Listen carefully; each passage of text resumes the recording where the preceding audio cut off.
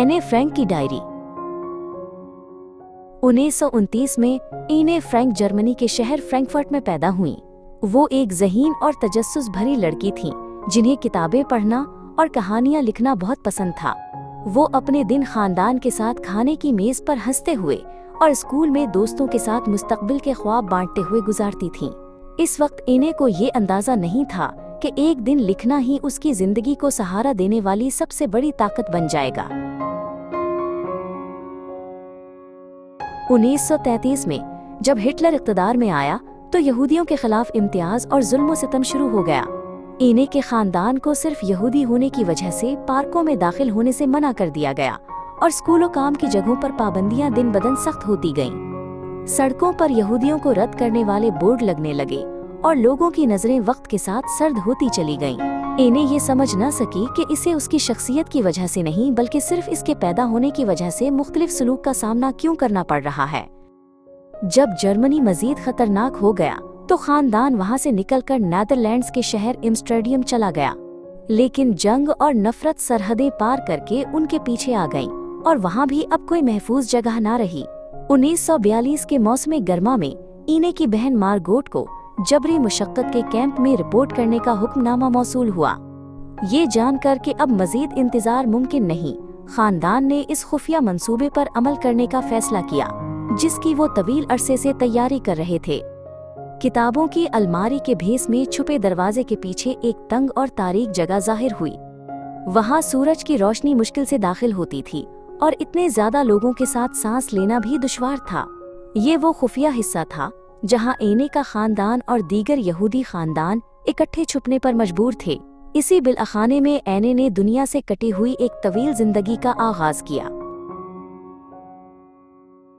दिन के वक्त उन्हें हर आवाज पर नजर रखनी पड़ती थी ताकि नीचे काम करने वाले लोग उन्हें दरियाफ्त न कर लें। हल्की सी हंसी या कुर्सी के घुसने की आवाज भी सबकी जान को खतरे में डाल सकती थी। खिड़की की एक बारीक दरार से एने गली को देखती थी जहां आम जिंदगी यूं जारी थी जैसे कुछ भी गलत ना हो। उसके लिए वो मंजर एक ऐसी दूर दुनिया बन गया जिस तक अब वो कभी नहीं पहुंच सकती थी।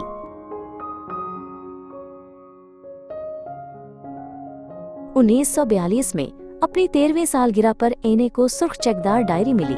उसने उसका नाम किटी रखा और यूं लिखना शुरू किया जैसे वो अपनी सबसे करीबी दोस्त से बात कर रही हो। ये डायरी वो वाहिद जगह बन गई जहां वो अपने ख्यालात और एहसासात ईमानदारी से बयान कर सकती थी जो वो किसी और को नहीं बता सकती थी। लिखते हुए एने को साफ महसूस होता था कि उसका दिल हल्का हो रहा है। एने ने अपने खौफ, तन्हाई और खानदान से मोहब्बत सब कुछ लिख डाला। अगरचे उसका जिस्म एक तंग जगह में कैद था, लेकिन लिखने ने उसे दुनिया से जोड़े रखा। वो एहसासात जो वो बुलंद आवाज में बयान नहीं कर सकती थी, जुमलों की सूरत इख्तियार करने लगे। एने के लिए डायरी महज एक रिकॉर्ड नहीं थी, बल्कि उसके दिल की हिफाजत करने वाला एक जरिया थी।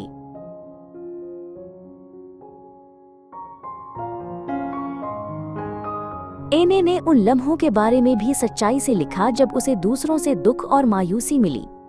इसके बावजूद उसने लिखा कि वो इंसानों की भलाई पर यकीन रखना चाहती है। जैसे जैसे दुनिया ज्यादा जालिम होती गई, एने उम्मीद को और मजबूती से थामती गई। ये यकीन एक ऐसी छोटी रोशनी था जो तारीक बिलखाने में भी आसानी से बुझती नहीं थी।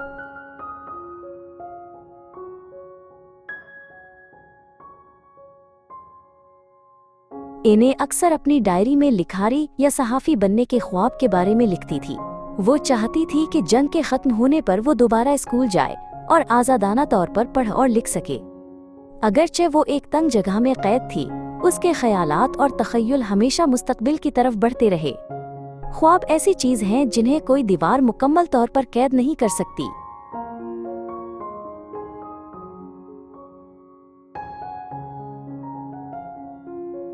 छुप कर गुजारा गया वक्त सिर्फ चंद महीनों का नहीं था, बल्कि 1 साल, फिर 2 साल तक फैल गया।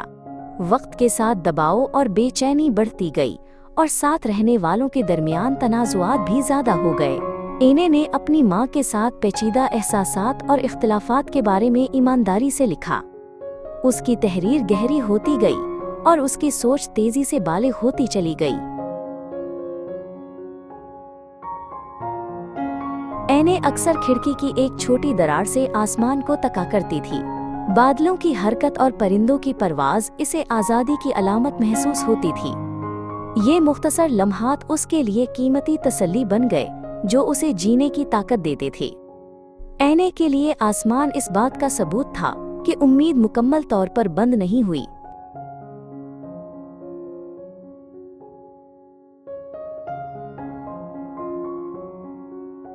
उन्नीस 1944 में 2 साल से ज्यादा अरसे की खामोशी अचानक टूट गई। किसी ने गद्दारी की और नाजी खुफिया पुलिस ने खुफिया हिस्से पर धावा बोल दिया। किताबों की अलमारी के पीछे छुपी जगह जाहिर हो गई और अंदर मौजूद सब लोगों को गिरफ्तार कर लिया गया। एने की डायरी फर्श पर बिखरी रह गई।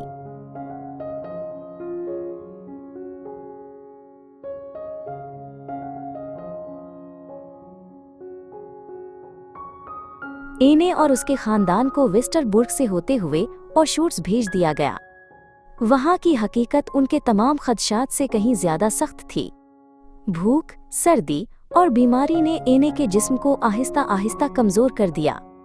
डायरी अब आगे नहीं बढ़ सकती थी।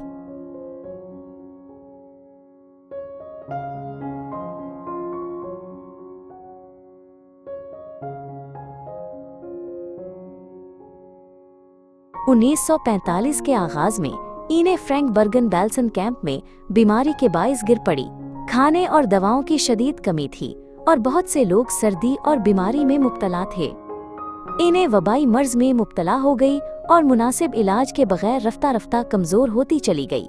15 बरस की उम्र में खानदान और तहरीर के बगैर वो खामोशी से दुनिया से रुखसत हो गई।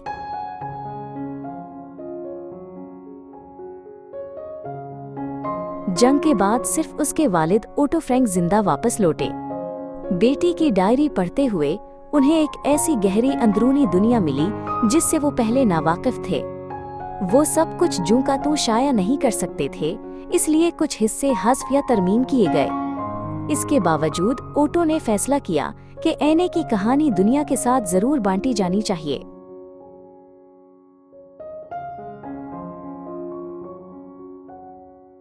एने की डायरी में सिर्फ जंग ही नहीं बल्कि बलूगत की उलझनें और जज्बाती तब्दीलियां भी शामिल थीं।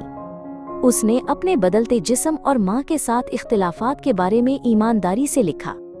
ये ज़ाती हिस्से पहली इशात में शामिल नहीं किए गए थे, फिर भी ये वाज़ेह तौर पर दिखाते हैं कि एने कितनी सच्ची लिखारी थी।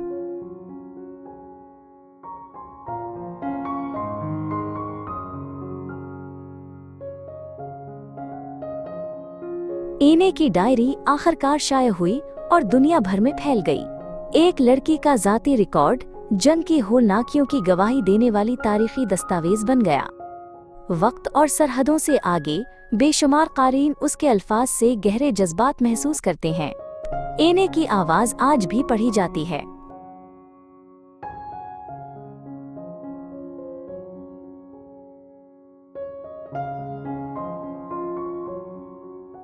एने फ्रैंक ने एक मुख्तसर जिंदगी गुजारी, लेकिन उसके ख्यालात और सवालात खत्म नहीं हुए।